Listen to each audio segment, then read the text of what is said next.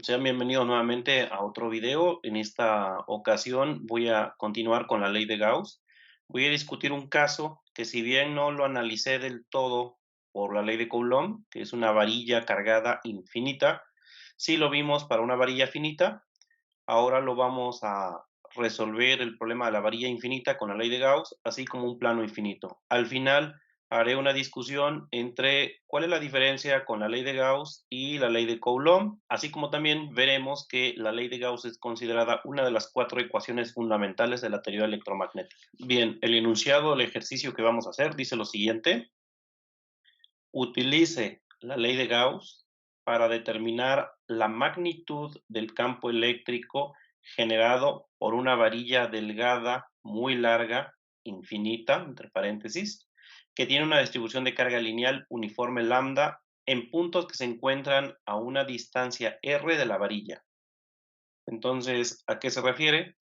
Que tenemos una varilla muy larga, que bueno, aquí obviamente la he dibujado como una varilla finita, pero en teoría esta varilla se extiende para arriba infinitamente, se extiende hacia abajo infinitamente. Ya hemos discutido en otros videos que en la vida real pues no tenemos varillas infinitas y podemos pensar como una varilla muy larga tiene una densidad de carga lambda.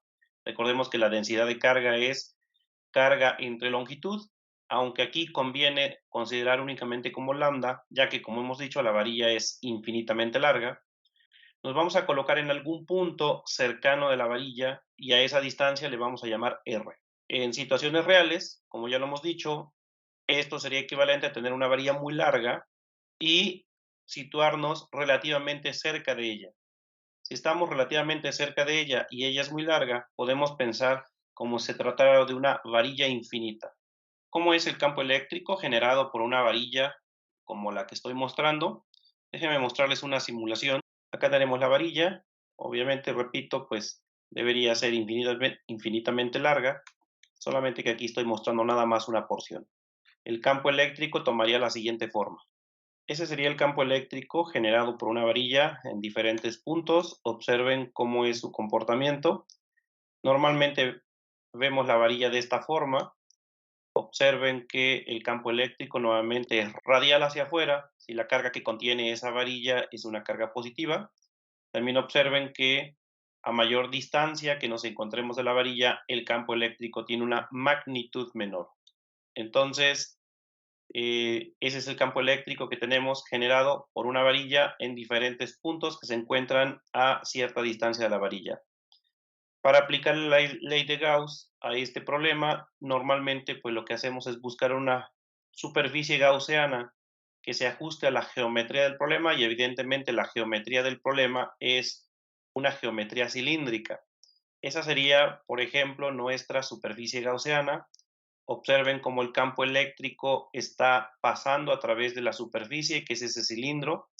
Observamos que los vectores, si los miramos de esta forma, son radiales y por lo tanto están atravesando las paredes del cilindro, de manera que el campo es paralelo con el vector normal, el vector n gorrito que hemos estado trabajando. También notamos que el campo eléctrico no está atravesando las tapas, es decir, en las dos tapas del cilindro no hay flujo eléctrico, ya que los vectores serían perpendicular al vector unitario n gorrito. Ahora ya estamos listos para aplicar la ley de Gauss y calcular el campo eléctrico que genera esta varilla en este punto. ¿Qué es lo que debemos hacer? Como ya lo mostré, incluir una superficie gaussiana que pase por el punto que me interesa. En este caso, pues es el cilindro que mostramos. Ese sería nuestra superficie gaussiana. Si selecciono, por ejemplo, esta pared del cilindro, ahí tendríamos esta pequeña porción y el vector unitario n gorrito, que es el vector normal a la superficie, sería de esta forma. Y como vimos en la simulación, el campo eléctrico también vendría en esta dirección. Es decir, estos dos vectores serían paralelos en todas las paredes del cilindro. Por otro lado, la tapa superior tendría un vector unitario n gorrito hacia arriba y la tapa inferior tendría un vector unitario hacia abajo. ¿Qué hacemos ahora? Pues aplicamos la ley de Gauss, que nos dice que la integral de E.n de A, es decir, el flujo a través de esta superficie, y aquí debemos notar que nuevamente es una superficie cerrada. Eso significa que el cilindro lo debo considerar como las dos tapas más la parte lateral, que sería, digamos, el cuerpo del cilindro. Entonces, esta integral se debe hacer sobre todas las superficies que tiene el cilindro. Y esto evidentemente es igual a la carga encerrada entre epsilon cero, tal y como lo hemos visto. Ahora lo que vamos a hacer es que esta integral la vamos a separar en tres integrales que ya no van a ser cerradas, porque voy a analizar, por ejemplo, primero la tapa superior, y eso va a ser una integral, y observen que esta ya no es integral cerrada, no le he puesto el símbolo de integral cerrada, porque es nada más una integral que se va a realizar sobre esta tapa del cilindro. Entonces ya no es una superficie cerrada si yo considero a la tapa únicamente. Otra integral sería para la tapa inferior, entonces también sería una integral abierta de E.n de A, es decir, estoy calculando el flujo que hay a través de cada una de las tapas. Y finalmente habría una integral más, que es a lo que yo siempre le llamo el cuerpo del cilindro, que es en estas caras, que me daría el flujo a través de esas caras, de esa cara. Si sumamos el flujo que hay a través de cada una de las superficies que conforman el cilindro, obtendríamos el flujo total, que es esta integral cerrada. Y eso tiene que ser igual a la carga encerrada entre epsilon cero. Ahora analicemos cada uno de estos casos. Vamos con la primera tapa, que es la tapa superior. Ahí observamos cómo el campo eléctrico es hacia allá. En este caso lo dibujé hacia X positivo y el vector normal es hacia arriba. Por lo tanto, hay 90 grados entre estos dos vectores y como ya lo hemos visto anteriormente, cuando hay 90 grados, el producto punto de estos dos vectores se puede calcular con la magnitud del campo y el coseno del ángulo. Pero como el coseno del ángulo es cero, ya que es coseno de 90, quiere decir que este producto punto sería cero. Y por lo tanto no hay flujo a través de esta cara, tal y como lo habíamos mostrado en la simulación. Eso quiere decir que esta primera integral me debe dar cero. Para la segunda integral ocurre exactamente lo mismo. Los vectores son perpendiculares, entonces el coseno de 90 es cero y por lo tanto el producto punto de ellos dos es cero. Eso quiere decir que tampoco hay flujo a través de esta tapa, que es la tapa inferior del cilindro, y por lo tanto esta segunda integral también es cero. De esa forma, la integral sobre la superficie cerrada se reduce nada más a calcular el flujo a través de lo que es el cuerpo del cilindro. Vamos con esa última integral para finalmente obtener el resultado. Entonces nos queda que la integral a través del cuerpo del cilindro de E.n de A debe ser igual a la carga encerrada entre epsilon cero. Aquí observamos que los vectores son paralelos, es decir, que hay 0 grados entre ellos. Entonces, el producto punto no va a ser cero como en las primeras dos casos. Tendríamos que la integral a través del cuerpo del cilindro es la magnitud del campo coseno cero de A, por la carga encerrada entre epsilon cero. Como la magnitud del campo eléctrico es constante, y también lo vimos en la simulación, estos vectores, no importa en qué parte del cuerpo del cilindro te encuentres, el campo siempre va a tener la misma magnitud, porque observamos que el campo es radial y en las paredes del cilindro estaremos siempre a la misma distancia de la varilla, por lo tanto el campo tendrá siempre la misma magnitud si nos mantenemos sobre la superficie del cilindro. Entonces, la magnitud es una constante y la podemos sacar de esa integral y tendríamos que es la magnitud del campo por la integral de dA por la carga encerrada entre epsilon cero. Ahora, esta integral no es más que el área de toda esta parte del cilindro. Si nosotros recortamos las paredes del cilindro nada más y, digamos, si le hacemos un corte por aquí, un corte vertical y estiramos el cilindro como si estuviera hecho de papel, entonces tendríamos un rectángulo como este. Este sería el cuerpo del cilindro.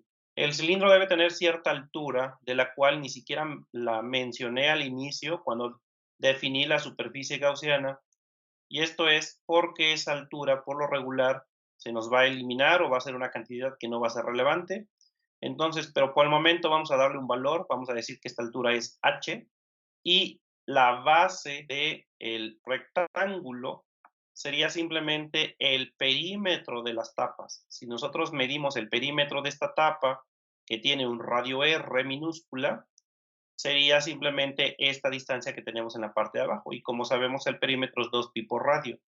Entonces, con esto yo ya puedo calcular el área, porque el área pues sería simplemente base por altura, y entonces el área de este cilindro sería 2 pi RH.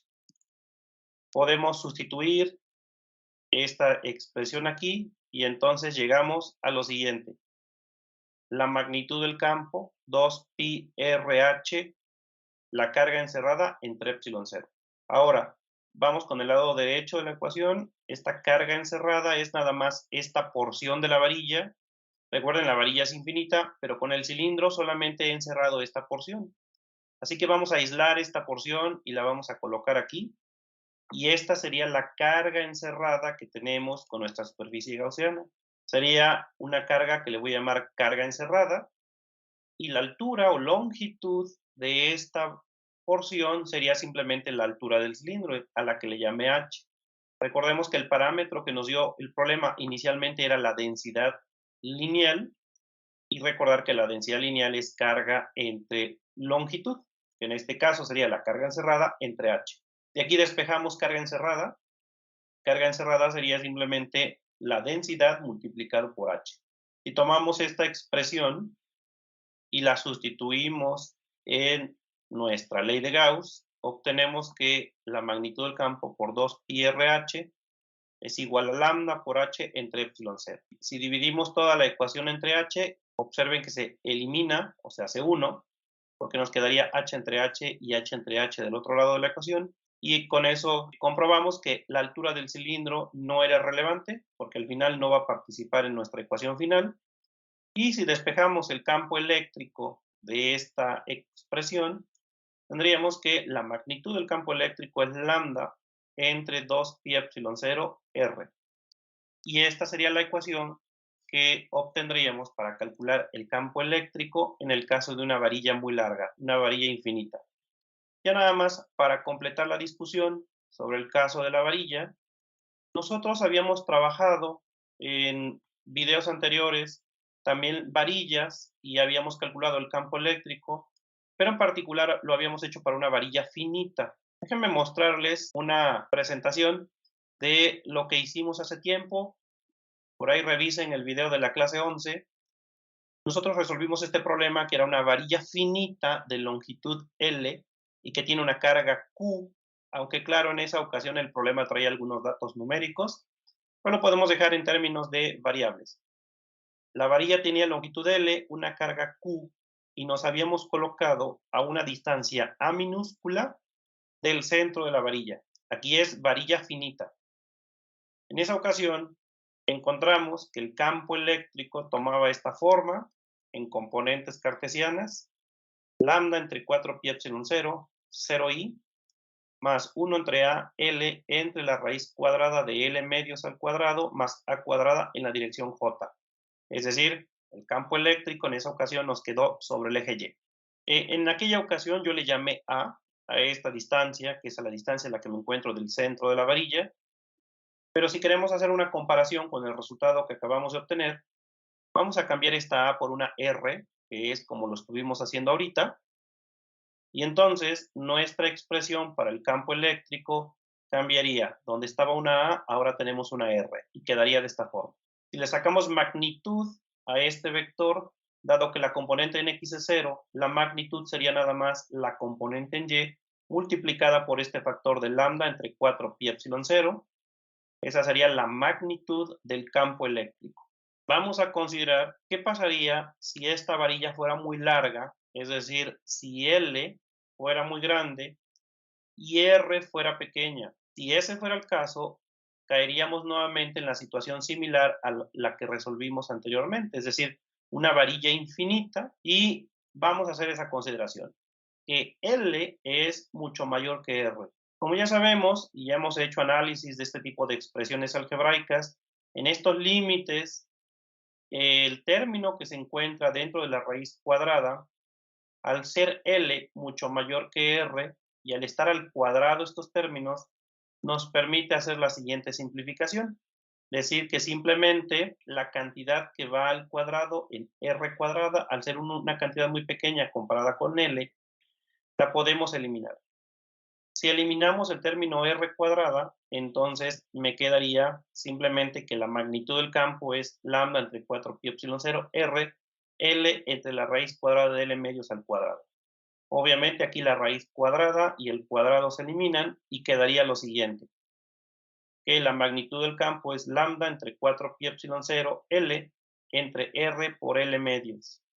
Aquí vemos que L se puede eliminar y además este factor de 1/2 con este 4 de aquí se puede simplificar y obtendríamos que el campo es lambda entre 2pi epsilon 0. Y si recuerdan, fue el resultado que obtuvimos exactamente con la ley de Gauss. Entonces, la magnitud del campo eléctrico para una varilla muy larga, que podemos decir una varilla infinita, se puede calcular mediante esta ecuación.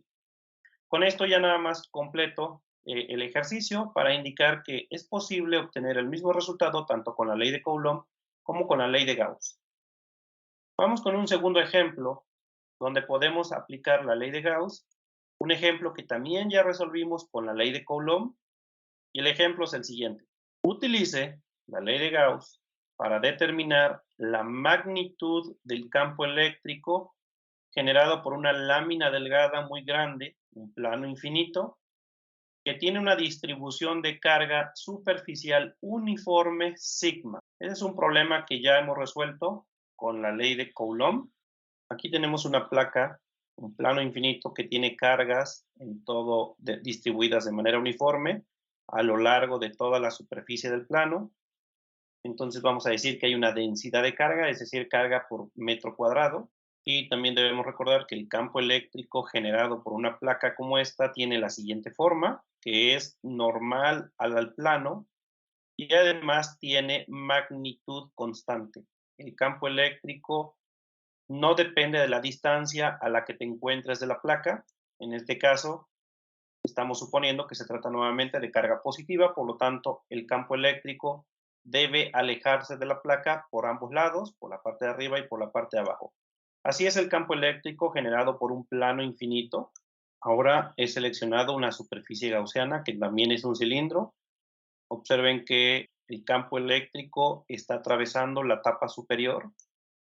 Hay flujo eléctrico a través de la tapa superior y también hay flujo eléctrico a través de la superficie inferior, la tapa inferior. No tenemos flujo eléctrico a través de las paredes del cilindro, sino ahora habrá flujo eléctrico únicamente a través de las tapas. Como ya hemos visto, tenemos un plano infinito, una placa que tiene carga, carga positiva, y el campo eléctrico que genera toma esta forma.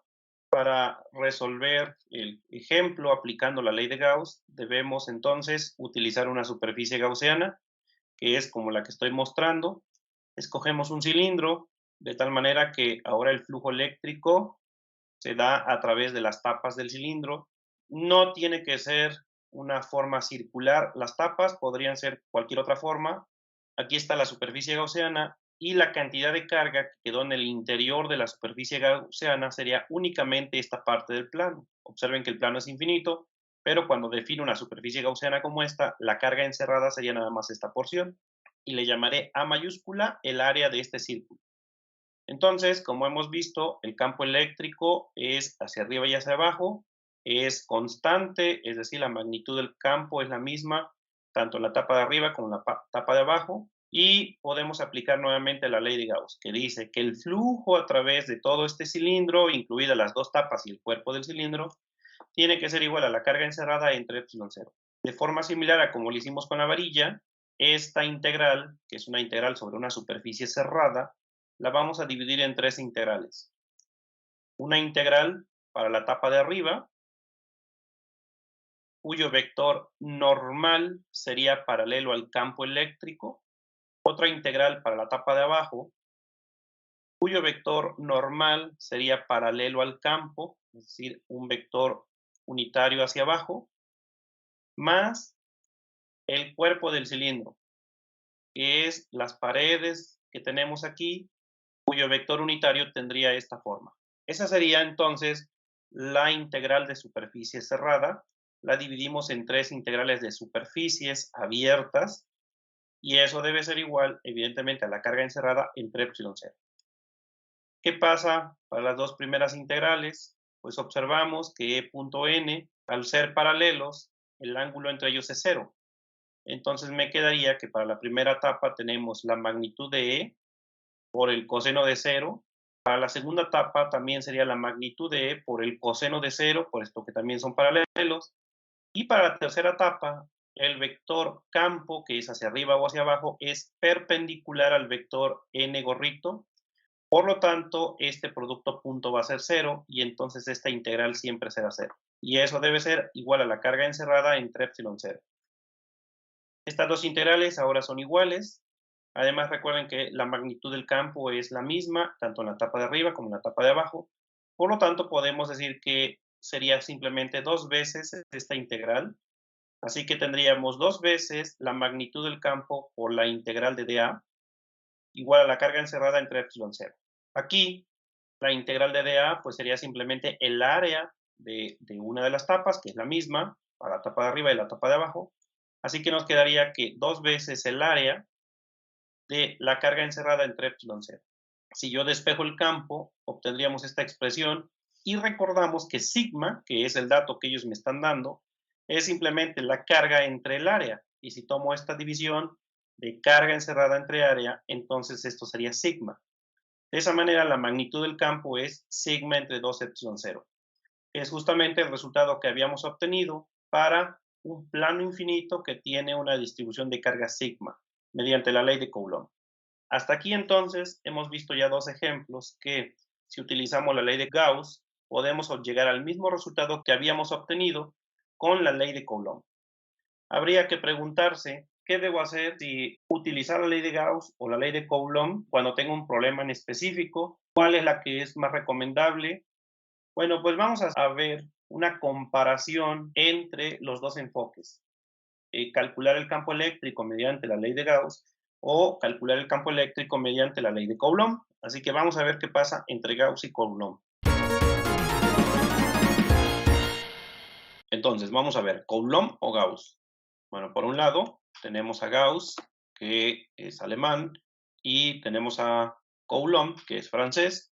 Más o menos hay 40 años de diferencia entre ellos. Gauss nos dice, respecto al flujo eléctrico, que si tenemos la integral sobre una superficie cerrada, de punto n de A, siempre será igual a la carga encerrada entre epsilon cero. Por otro lado, Coulomb nos dice que si tenemos un elemento diferencial de carga, el campo eléctrico que este elemento diferencial genera en algún punto es 1 entre 4 pi epsilon 0, la carga considerada entre la magnitud de r al cubo por el vector r, donde r es un vector que va de donde está la carga que estamos analizando al punto que nos interesa. Es entonces ahí que tenemos los dos enfoques, tanto la ley de Gauss como la ley de Coulomb. La primera comparación que podemos hacer es que, como vimos en el ejemplo del plano infinito, es mucho más fácil calcular el campo eléctrico utilizando la ley de Gauss que la ley de Coulomb. Recuerden que la ley de Coulomb, primero tuvimos que calcular el campo eléctrico generado por un anillo, posteriormente el campo eléctrico generado por un disco y después tomamos el límite en que el radio del disco tendía infinito y obtuvimos el campo eléctrico generado por un plano infinito. En ese sentido, sería mucho más conveniente hacerlo con Gauss. Sin embargo, bueno, el saber utilizar la ley Gauss significa que debemos buscar que esta cantidad E.n sea una constante, como lo hemos estado haciendo en aquellos problemas donde existe un alto grado de simetría. Casi todos los problemas que hemos resuelto, E y N o son paralelos o son perpendiculares. Eso hace que el producto punto sea fácil de calcular. Además, la magnitud del campo eléctrico siempre es constante sobre la superficie que analizamos, la superficie gaussiana. No todos los problemas es fácil hallar que se cumplan esas condiciones.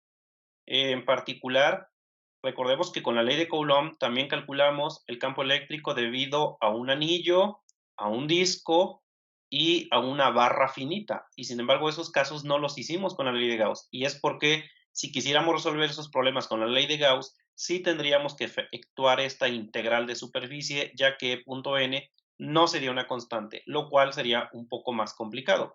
En ese sentido, sería preferible hacerlo con la ley de Coulomb.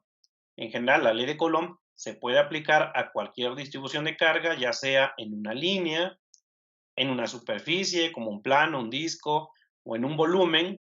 Ambas tienen sus ventajas y desventajas. Por otra parte, hay una cuestión un poco más compleja que tiene que ver qué sucede cuando las cargas eléctricas se están moviendo. Ahí la ley de Coulomb solamente será válida en una buena aproximación cuando las velocidades sean relativamente pequeñas, mientras que la ley de Gauss es válida para cualquier velocidad de las partículas, entendiendo que la velocidad no puede ser mayor que la velocidad de la luz. Por otra parte, esto hace que la ley de Gauss sea considerada como una de las cuatro ecuaciones fundamentales del electromagnetismo, las llamadas ecuaciones de Maxwell, y además, como lo vimos para el caso de carga puntual, la ley de Coulomb se puede deducir a partir de la ley de Gauss. En el análisis de cargas distribuidas, desde el punto de vista conceptual, la ley de Gauss es mucho más compleja y profunda que la ley de Coulomb. Sin embargo, para fines prácticos de cálculo de campo eléctrico, muchas veces la ley de Coulomb será más fácil de manejar. Dado que entonces la ley de Gauss es considerada como una ley fundamental del electromagnetismo, es conveniente escribirla de forma lo más simple posible. Al inicio del curso, si recordamos, estábamos usando una constante que le llamamos K y que después la cambiamos por 1 entre 4 pi epsilon 0. Eso hace que la ley de Coulomb quede un poco más complicada de manejar. Sin embargo, el hacer ese cambio me permite escribir la ley de Gauss en una forma mucho más simple. Y es que la ley de Gauss, al ser una ley fundamental en la teoría electromagnética, es preferible tenerla como que la integral de superficie de E.n de A es igual a la carga encerrada entre epsilon 0, que dejar la constante K que estábamos utilizando al inicio del curso, porque entonces la ley de Gauss quedaría 4 pi K por carga encerrada, es decir, el lado derecho de la ley de Gauss sería más complicado. Para concluir con la ley de Gauss, vamos a dar un paso más allá y esto lo hago con el objetivo de aquellos estudiantes que van a tomar algún curso de física moderna o introducción a la física moderna. La ley de Gauss la podemos escribir también en forma diferencial. Eh, Nosotros hemos analizado distribuciones de carga a través de una varilla muy delgada. Hemos analizado distribuciones de carga a través de una placa, como el caso de un disco, un plano infinito, y también hemos analizado volúmenes, como principalmente esferas, aunque aquí ya dibujé un cubo, pero en general son los tres tipos de carga que hemos estado trabajando. Cargas que están distribuidas de manera lineal sobre una línea, sobre una superficie o sobre un volumen, y tanto positivas como negativas. Entonces, ¿qué es lo que hacemos con la ley de Gauss? Pues encerramos todas estas cargas con una superficie gaussiana. Obviamente esto ya es una representación tridimensional. Esta sería nuestra superficie gaussiana que encerró a todas esas cargas. Y lo que normalmente hacemos pues es aplicar la ley de Gauss, que es la integral de E.n de A es igual a la carga encerrada entre epsilon 0. Sin embargo, podemos definir una densidad generalizada. Y es que si nos olvidamos por un momento de la geometría, de que esto es una línea, de que esto es una superficie o de que esto es un volumen, y simplemente vemos cargas eléctricas, entonces vean lo que voy a hacer. Voy a quitar las figuritas y voy a dejar únicamente las cargas, así.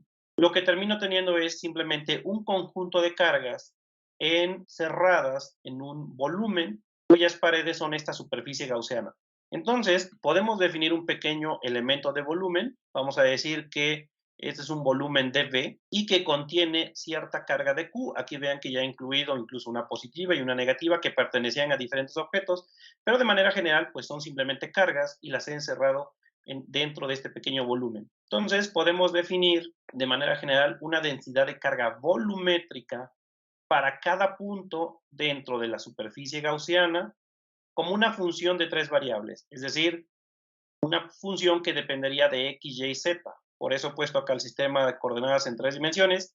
Este punto donde está este pequeño cubo tendría coordenadas x, y, z, y en ese punto le voy a asociar una densidad que la voy a llamar ρ de x, y, z, sería una función, y sería simplemente pues la carga entre el volumen. Esta es una función que me permite saber ¿Cuánta carga hay encerrada en este pequeño volumen cuyas coordenadas son x, y y z? ¿Qué pasa si yo selecciono un punto que no contenga ninguna carga? Por ejemplo, ¿qué pasa si yo selecciono este punto, donde evidentemente aquí no hay ninguna carga? Pues no hay ningún problema, simplemente ahí esta función me devolvería un valor de cero. La densidad en este punto sería simplemente cero. Esta es una manera general de definir una densidad en el espacio, y aquí podemos obtener el dq, que es la carga contenida en este pequeño elemento diferencial, y que sería la densidad por dv. Si yo integro esta expresión sobre todo este volumen, lo que voy a obtener es la carga total encerrada por mi superficie gaussiana. Entonces, si hacemos una integral sobre este volumen, nos daría la carga encerrada, que sería la integral de la densidad por dV. Si regresamos a la ley de Gauss y hacemos esta sustitución, la ley de Gauss entonces ahora tomaría la siguiente forma, que el flujo total a través de esta superficie gaussiana es igual a la integral de volumen de la densidad entre epsilon 0 dV, donde simplemente he tomado esta expresión que ya teníamos y la he dividido entre epsilon 0. Esta integral se puede escribir de otra manera con ayuda, uno de los teoremas más importantes del cálculo vectorial para aquellos estudiantes que ya han cursado esta asignatura es el siguiente. Dice que si tenemos un volumen, que toda esta región en color azul, obviamente en 3 dimensiones, limitado por una superficie a la que le vamos a llamar S, es decir, S es lo que envuelve al volumen. Este teorema nos dice que si tenemos una región a la que le vamos a llamar V, que es este volumen, en 3 dimensiones, limitada por una superficie S, y el vector unitario n gorrito, que es el vector normal hacia afuera de la superficie, en algún punto x, y, z, y que además, si este campo vectorial, estos vectores que están saliendo de ese volumen, es una función vectorial que tiene derivadas parciales continuas en ese volumen, entonces la integral de superficie de f.nds, es decir, el flujo total a través de esta superficie, es igual a la integral sobre el volumen de la divergencia del campo vectorial por dB. Este es el famoso teorema de la divergencia que me permite escribir una integral de superficie como una integral de volumen, donde evidentemente esta operación es la divergencia del campo. ¿Cómo puedo interpretar este resultado? Es uno de los teoremas más bonitos que existen en el cálculo vectorial. Pues el lado izquierdo de esta ecuación podemos hacer una analogía con la siguiente situación, donde tenemos aquí, por ejemplo, que está saliendo humo por esta ventana, y entonces este lado izquierdo nos dice vamos a calcular el flujo, es decir, no nos vamos a meter a la habitación, simplemente vamos a ver las paredes. Obviamente es una superficie cerrada, eso quiere decir que deberíamos ver todas las paredes de la habitación, no solamente la ventana, y por donde quiera que haya flujo hacia afuera de humo, deberíamos calcular cuánto flujo hay. Y si calculamos el flujo total que hay en esa habitación, está relacionado directamente con la divergencia de ese campo vectorial. ¿Y qué es la divergencia? La divergencia me indica la presencia de fuentes o sumideros. Si yo calculo el flujo a través de toda la ventana, de alguna manera ese flujo debe estar relacionado directamente con el número de personas que hay adentro produciendo ese humo. Por ejemplo, este señor está fumando, eso lo vamos a considerar como una fuente de humo. Tal vez por ahí alguna señora no está fumando, pero está aspirando ese humo y por lo tanto sería un sumidero de humo.